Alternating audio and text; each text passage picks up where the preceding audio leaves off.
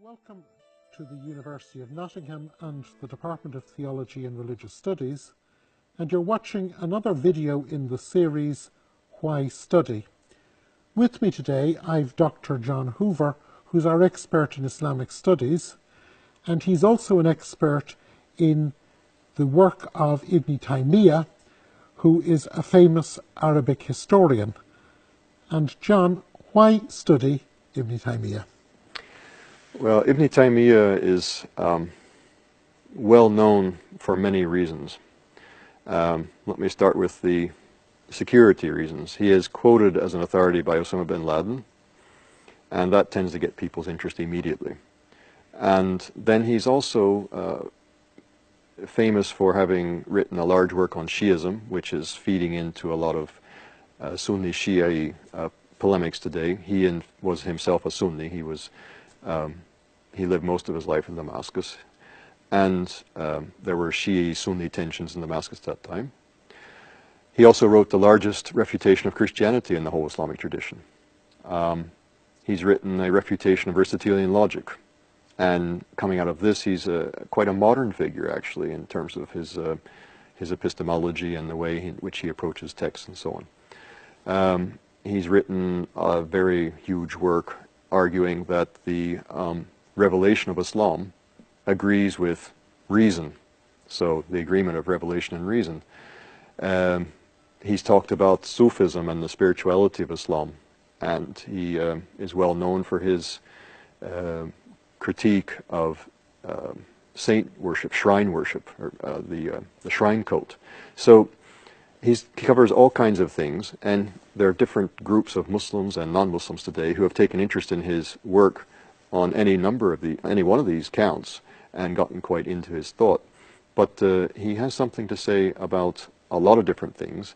He stands about midway between the beginning of Islam and the present day. He lived in the late 1200s, early 1300s. He died in 1328.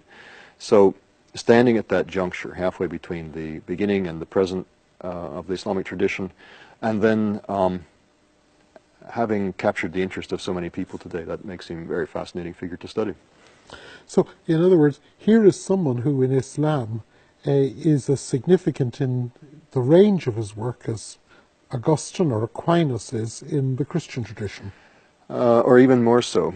I like to say sometimes, if you walk the streets of Cairo, you can find Ibn Taymiyya's works, or especially the works of his disciple Ibn Qayyim al-Jawziyya, who writes a bit more poetically and more beautifully.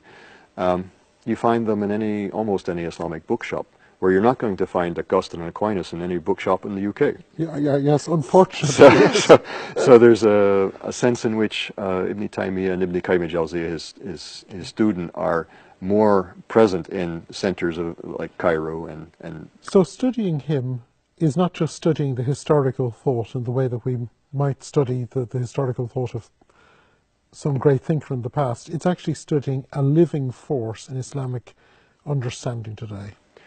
Yes, studying Ibn Taymiyya is indeed studying a living force in the Islamic tradition, the present-day Islam. To what extent is Ibn Taymiyya today? We spoke earlier about him being a living force. Mm-hmm. What would you say is the most salient of his thoughts that is active today? He really believed firmly that the religion of Islam was rational and agreed with reason, and he worked hard to show that. So he's an apologist, and I think that connects very closely with what many modern Muslims, not all modern Muslims, but many modern Muslims are seeking, is a rationalization and an attempt to explain the Quran and the tradition of the Prophet Muhammad in a way which makes sense. He's trying to make that make sense. It's reasonable. Okay. We have tried in this short film to introduce the thought of a great thinker. I hope you found it interesting, and I hope that it has helped you to discover more and whet your appetite to study even more.